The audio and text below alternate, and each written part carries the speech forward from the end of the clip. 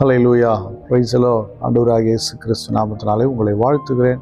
கர்த்தர் உங்களை ஆசீர்வதிப்பாராக. இன்றைய நாள் மெய்ப்பணி சத்தம் ஒரு மிஷனரி குறித்து பார்க்கலாம். Francis Xavier. இவர் ஒரு சுவிசேஷகர்.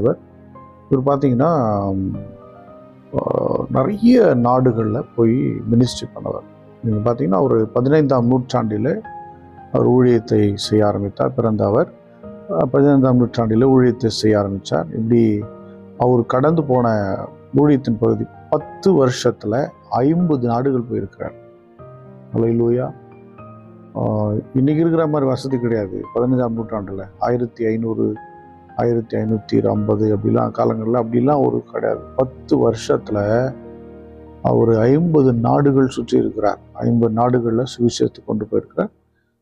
ரொம்ப ஸ்பெஷலாக சொல்ல போனால் ஜப்பான் நாட்டில் முதலாக இவர் தான் சுவிசேஷத்தை சொல்லியிருக்கிறார். அவருக்கு பார்த்திங்கன்னா ரொம்ப தனிமை. அவர் கூட யாருமே சப்போர்ட் கிடையாது. அவருக்கு நிறைய வேதனைகள் தான், தனிமை குறித்த ஒரு வேதனை இருந்துச்சு. ஆனாலும் அதை எல்லாம் ஜெயித்துட்டு அவர் 50 நாடுகளுக்கு சுவிசேஷத்தை கொண்டு போனார். அது மட்டும் கூட சைனாவுக்கு கூட அவர் போக ஆசை இருந்தது. அதுக்கு முன்னாடி பார்த்திங்கன்னா இந்தியா வந்திருக்கிறார். அவர் வந்த நாடுகள் இந்தியாவும் ஒன்று. அதில் பார்த்திங்கன்னா கோவாவில் நிறைய பகுதியில் ஒரு ஊழியம் செஞ்சுருக்கிறாரு. நிறைய பேர் ஆண்டவர் ஏற்றுக்கிட்டு இருக்கிறாங்க.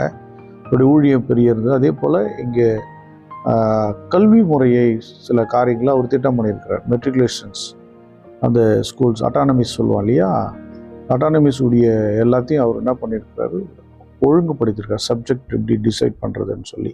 அது மட்டும் இல்லாமல் ட்ரிவாங்கூர் நம்ம இப்போ கன்னியாகுமரி மாவட்டம் பழைய இதில் பார்த்திங்கன்னா கேரளாவை சார்ந்ததாக இருக்குது. அதில் பார்த்தீங்கன்னா 45 ஜபக்குழுக்களை அவர் நடத்தியிருக்கிறார். எங்கேருந்து? ஸ்பெயின் தேசத்துலேருந்து வந்து இந்தியாவில் 45 ஜபக்குழுக்களை நடத்தியிருக்கிறாரு.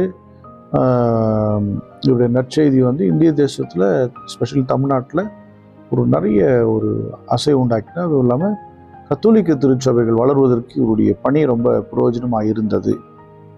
ஹல்லேலூயா. அது மட்டும் இல்லாமல் இன்னொரு காரியம் பார்த்தீங்கன்னா, சைனா போகும்போது அவர் என்ன பண்ணிட்டார், ரொம்ப உடல் போகணும்னு நினச்சார். ஆனால் போக முடியல. ரொம்ப உடல் பலவீனப்பட்டனால போகிற வழியிலேயே அவர் மரித்துட்டார். இன்னொரு விஷயம் பார்த்தீங்கன்னா, இன்றைக்கும் அவருடைய உடல் அழியவில்லை. கோவாவில் பாதுகாத்து வச்சுருக்கிறாங்க. சென்ட் பிரான்சிஸ் சேவியர் அப்படின்னு சொல்லி நம்ம கூட இடையில கூட ஒரு யூடியூப்பில் ஒரு சேனலில் நம்ம இதை பார்த்தோம். இன்னும் கூட அவருடைய சரீரம் அழியாமல் பாதுகாக்கப்படுகிறது என்று சொல்லி, அழியவில்லை, கெட்டு போகவில்லை என்று சொல்லி. இன்றைக்கி எத்தனையோ உடல் என்ன பண்ணிடுது, அழுகி போகுது. இப்போ கூட இடையில ஒரு கொலவன் பண்ணிட்டான், செத்து போய் அழுகி போச்சு. 450 வருடங்களாக அழியாமல் இன்றைக்கும் மக்கள் பார்க்கும்படி வைக்கப்பட்டிருக்கிறது. கிட்டத்தட்ட 500 வருஷங்கள் கிராஸ் ஆயிடுச்சு. ஏன்னா 1552 அவர் மரித்திருக்கிறார்.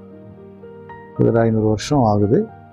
ஆனால் இன்றைக்கும் அவர் உடல் அழியாமல் பாதுகாக்கப்படுகிறது. அநேகருக்கு சாட்சியாக இருக்குது. பவுலுக்கு அப்புறம், அப்போஸ்தலருக்கு அப்புறம் ஒருவர் அநேக நாடுகள் சென்று சுவிசேஷம் சொன்னது யார் என்று சொன்னால் send Francis Xavier.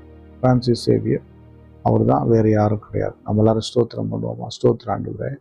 Francis Xavier அவர்களுக்காக ஸ்தோத்திரம், வம்ச தலைமுறைக்காக அப்பா ஸ்தோத்திரம். என்ன ஒரு பக்தி வேறாக்கி, என்ன ஒரு செயல்பாடான ஸ்தோத்திரம்.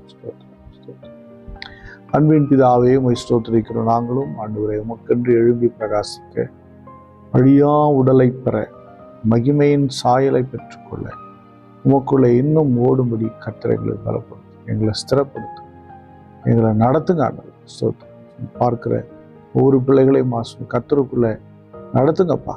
இயேசு கிறிஸ்துவின் நாமத்தால் ஜெபிக்கிறேன், ஜீவனுள்ள நல்ல பிதாவே. ஆமென்.